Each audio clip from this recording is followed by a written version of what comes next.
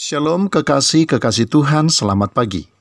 Saudaraku sekalian, area pertarungan atau medan peperangan yang harus dikuasai dan dikendalikan agar bisa meraih kemenangan sebenarnya bukanlah alam roh yang jahat, melainkan hati dan pikiran kita sendiri, yaitu keraguan, ketakutan, kecemasan, dan ketidakpercayaan kepada Tuhan dan kuasa-Nya.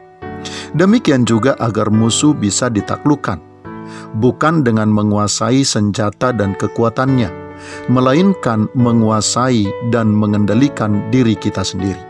Sebab, sebesar dan sekuat apapun kekuatan dan kuasa yang ada di tangan kita, atau yang menyertai kita, bahkan yang diberikan kepada kita, jika hati kita penuh dengan keraguan, ketakutan, kecemasan, dan ketidakpercayaan, maka kuasa yang besar yang kita miliki atau yang menyertai kita dan yang diberikan kepada kita itu tidak akan pernah bisa mengerjakan apapun bagi kita.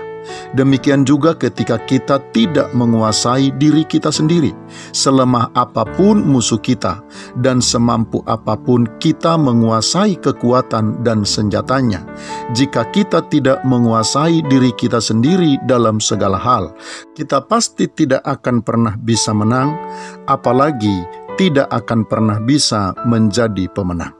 Kekuatan dan kuasa yang besar yang ada pada kita atau yang diberikan kepada kita serta yang menyertai kita itu pasti akan menjadi sia-sia ketika keraguan, ketidakpercayaan, dan ketakutan masih mengisi dan memenuhi hati kita, termasuk ketika kita tidak mampu menguasai dan mengendalikan diri kita dalam segala situasi.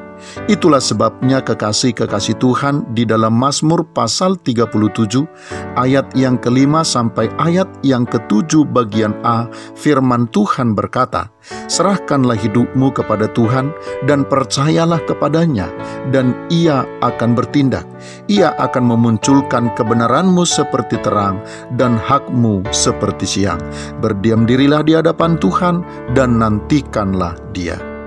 Menyadari hal itu kekasih-kekasih Tuhan, ketika kita ada di dalam situasi yang mengharuskan kita untuk menang, mari menenangkan diri agar kita bisa berdiam diri, agar kita bisa percaya kepada Tuhan dan kuasa-Nya sekaligus menantikan Dia bertindak bagi kita. Maka Tuhan pasti akan memberi kemenangan kepada kita. Selamat pagi, Tuhan Yesus memberkati. Shalom.